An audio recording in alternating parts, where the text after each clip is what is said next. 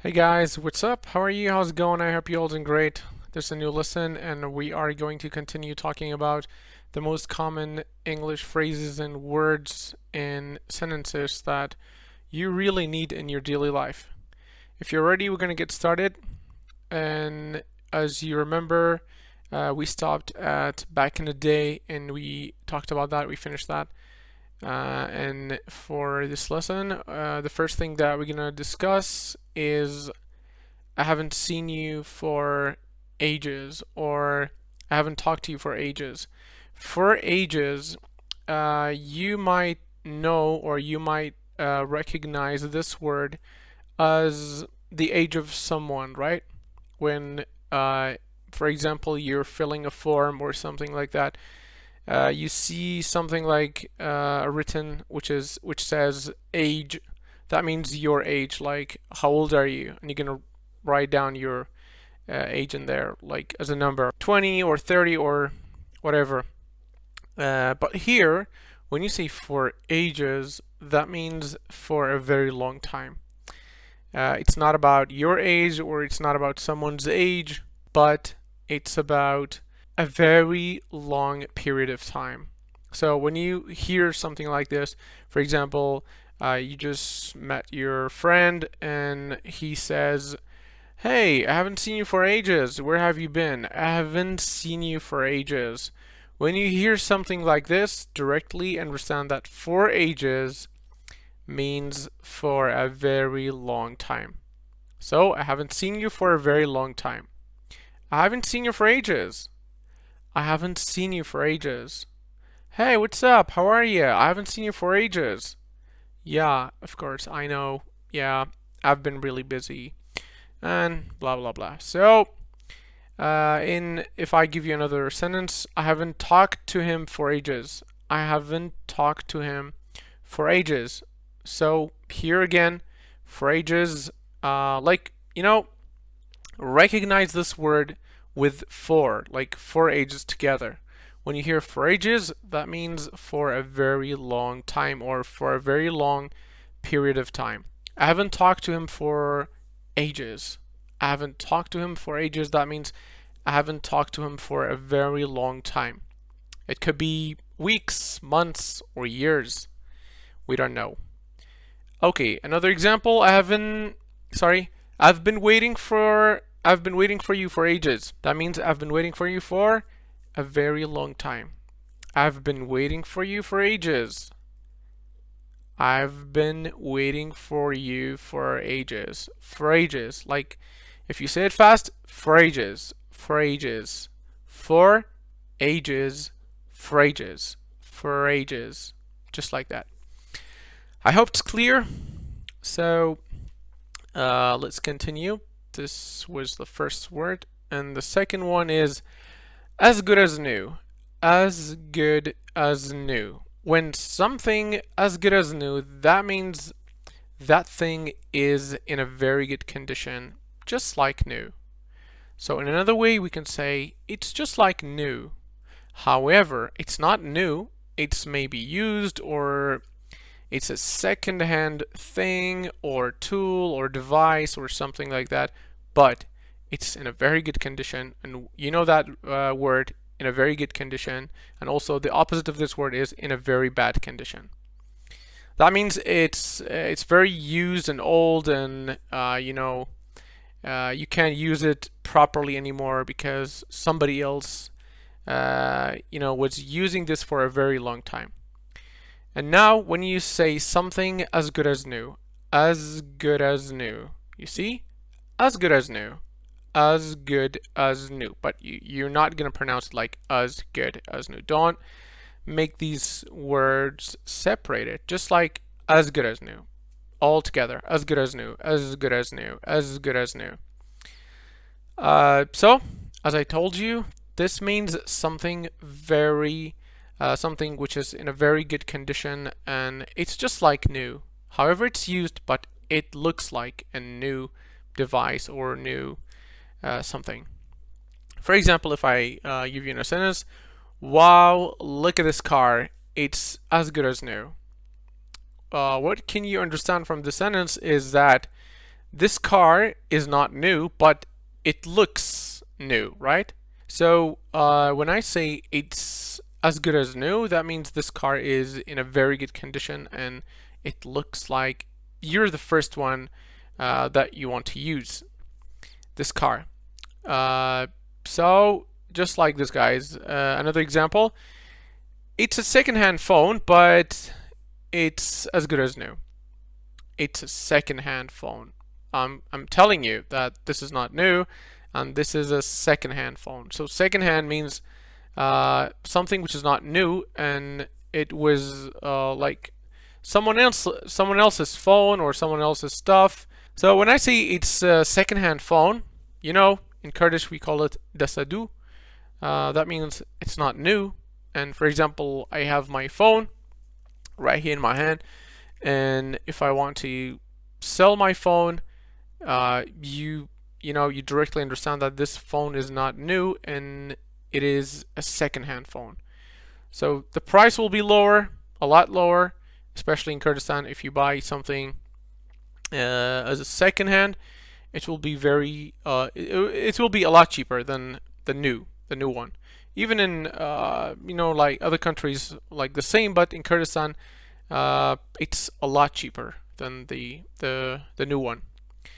Okay, so when you want to buy something which is a second hand but it's in a very good condition, you can just say it's as good as new.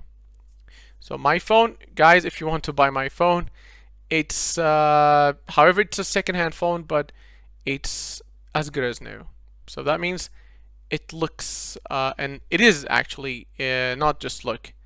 However, it looks very new and in a very good condition, and also it works without any problem, and it is just like a new phone. Okay. Another example is I can paint your house and it will be as good as new. I can paint your house and it will be as good as new. This means your house looks old and not in a very good condition, but if I paint it, it will be as good as new. So it will be just like new. Okay. That's why I say I can paint your house and it will be as good as new. I can make your house as good as new. Just like a new house. Another example is it's as good as new. I guarantee if you buy this car, you won't complain forever. And I'm just trying to make you buy this car, and I say it's as good as new. So this car is as good as new. I guarantee if you buy this car, you won't complain forever. You will never complain again. You will never complain about this car, or you'll never complain that your car is not a good car. So that's why I give you this piece of advice that please buy this car. It's just like this. I guarantee. When you say I guarantee, that means you're very sure about something. That's why you guarantee it. So it's as good as new. I guarantee if you buy this car, you won't complain forever. So guys, it's not just about this car here in the sentence. You can just use so many different things in your life, not just this thing. For example, you have a long experience, or you have a lot of experience with something, and you want your friend to buy something because you already know a lot about that thing. So you can just say it's as good as new, or I guarantee. Next word we're going to talk about guarantee, and here you can just say, or you can tell your friend, I guarantee if you buy this car, you won't complain forever. You won't complain forever. So this is a really important and good word that you can use. Won't complain. That means you will not complain forever. You won't complain forever. That means you will never complain again about something. For example, a lot of people in Kurdistan, for example, let's say not a lot of people, let's say just some people, a few people, complain about this life here in Kurdistan, and you say, okay, I guarantee if you go to Canada, you won't complain forever, or you won't complain again. So you are very sure that those people who don't like staying and living in Kurdistan, and you just say, okay, I guarantee if you go to another country, or if you buy something, or if you go somewhere else, or if you do something, I'm sure, or I guarantee that you won't complain again, or you won't complain forever. We already talked about that word. Won't means will not. So if you talk about something in the future that is not going to happen, or you say will not happen, or you will not be like that, you can say won't. So you won't complain forever. You won't complain forever. It's not just about you. You can just use it for yourself as well. Like you can say, I won't complain forever. I won't complain again. If I go to America, I won't complain again. I won't complain forever. If I buy this car, sometimes you just tell your dad, please dad, I like something like that, please. You have a lot of money and you should buy me something like, if your dad is rich and he has a lot of money, you can just ask your dad to buy you a very nice car, and you can say, Dad, please, I like this car, and if you buy me this car, I won't complain forever. I won't complain forever. That means I will not complain again in my life. And the bike is as good as new. And the bike is as good as new. And the bike is as good as new. Now your iPhone is as good as new. Now your iPhone is as good as new. Now your iPhone is as good as new. Let's go to another thing which I just told you. I guarantee, or I guarantee, or I guarantee that. I guarantee. When you say I guarantee that, that means you are very sure about something. Even in Kurdish, we have the same thing. Guaranteed pe adamka. Just like that. So, بagarantiyo ushta. Yeah, just like that. So, I guarantee you'll love this movie. So, that means I'm very sure about what I'm saying, or I'm very sure about this, that if you watch this movie, you're gonna love it, or you will love it. Here we just say I guarantee you will do something, or you will love something. I guarantee you will love this country. I guarantee you will love this food. I guarantee, you know guys, when you always try to memorize something, just keep in mind that you have to use it with a lot of different sentences and different ways if you want to keep in mind and never forget. So just do it as I do, or do it as I say. For example, like here, I guarantee you will love this movie. So just ignore this sentence and try to put it in another sentence. Like, I guarantee you will love something else. I guarantee you will love this food. For example, you're about to take your friend to a very nice restaurant or a special place that you want to invite your friend. Let's say you're inviting your friend and you say, I guarantee you'll love this food. I guarantee you'll love this food. Or I guarantee you'll love this movie. I guarantee you'll love this car, or something else like that.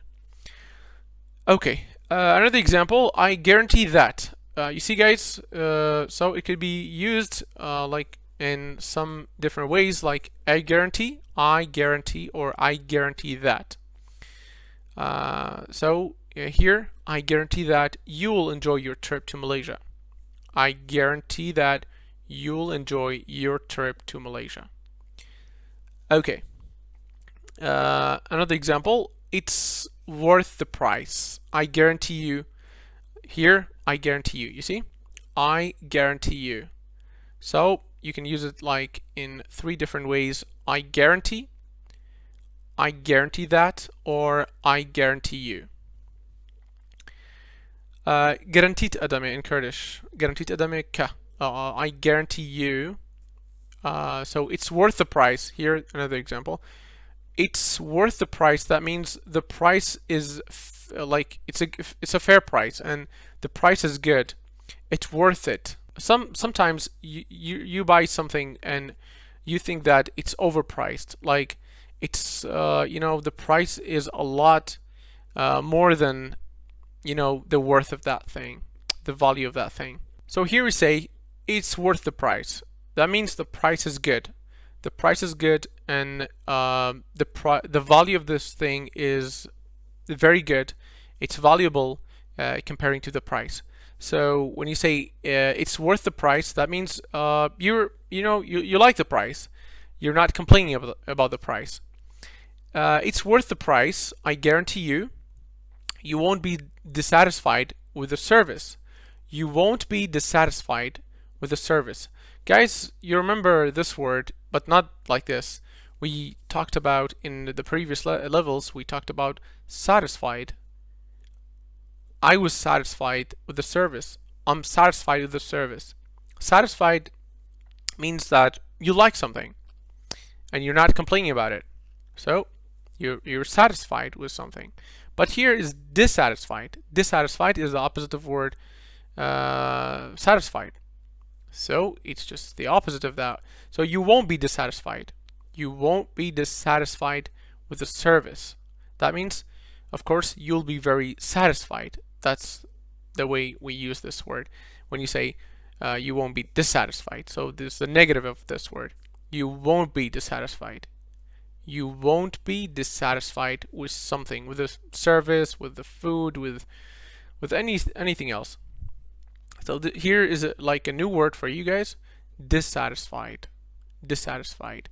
I was dissatisfied with something, or she was dissatisfied with something.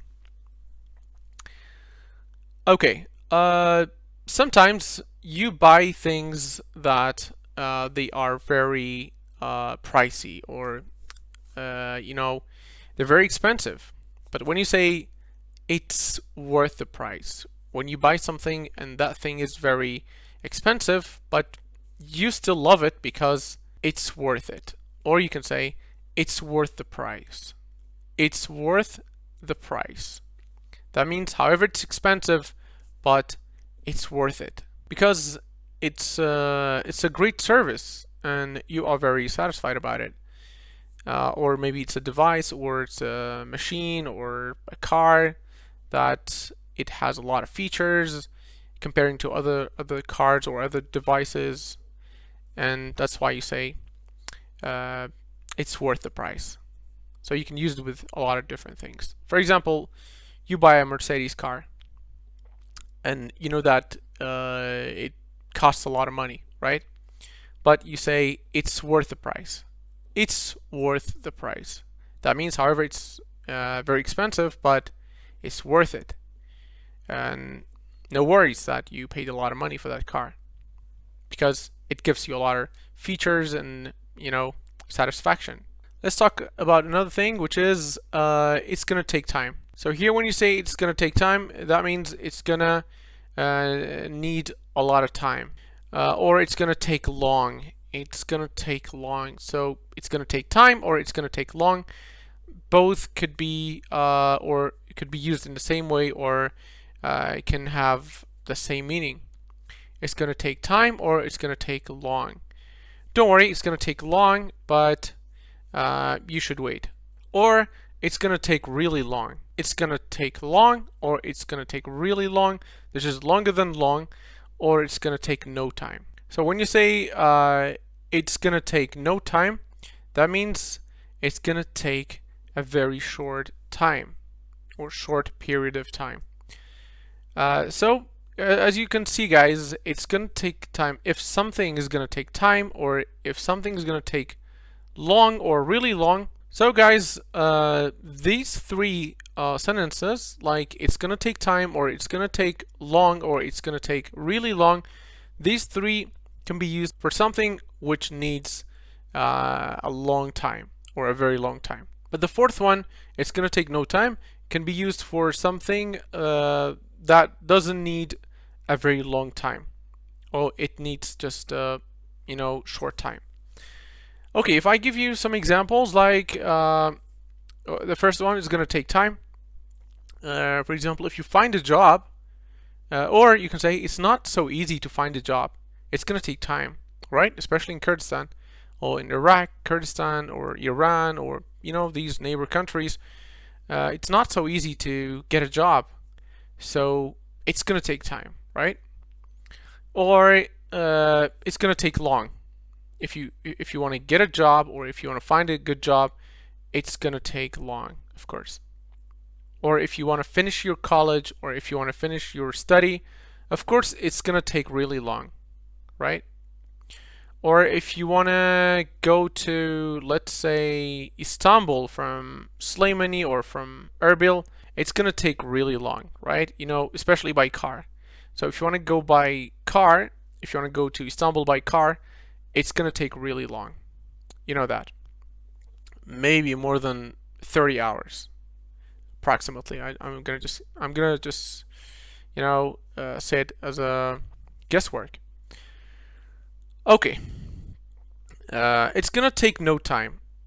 Let's say you're in another country. Okay, let's talk about job, finding a job, good job. Let's say you're in Canada. So we're gonna use the same sentence, and we can say, if you want to get a job, it's gonna take no time, because there are a lot of job opportunities in this country. You know, job opportunities. We talked about that before. So there are so many job opportunities in this country. So if you want to get a good job, it's gonna take no time. So that means you can find a job, a good job, or get a good job easily and, you know, in a short time. Okay, guys, you can use these things with some other words and some other sentences. And the last thing for this lesson is in no time. When you say something in no time, something will be finished, something will be there, will be ready in no time. That means, so your focus will be on in no time. When you hear something like this, in no time, circle it. And the previous example, guys, when I gave you that example, it's gonna take no time. Just circle no time. So because it you know, it can be used like that together, no time together. And here, in no time can be used together. All three things together, in no time. That means in a very short time. In no time. In a very short period of time. It will be finished in no time. That means it will be finished soon, quickly, very soon. It will be finished in no time. It will be finished in no time. Or another example, we'll be there in no time. We'll be there in no time. Guys, this is really, really common and you should know it very well. So we'll be there in no time. For example, I'm going to call you, hey, what took you so long? Where are you? And you say, don't worry, we'll be there in no time. We'll be there in no time. I just called you and I asked you, why are you late? And you just told me that you'll be here in no time. That means you'll be here very shortly, or in a very short time. I'll be ready in no time. I'll be ready in no time. But this means very, very short time. I'll be ready in a very, very short time. I'll be back in no time. I'll be back in no time. We'll be finished in no time. We'll go there in no time. We're gonna finish the food in no time. We'll be there in no time. We'll be there in no time. We'll be there in no time. We'll be there in no time. We'll be done in no time. We'll be done in no time. So it's your turn. Use these with so many other different sentences. Guys, this is the end of this lesson.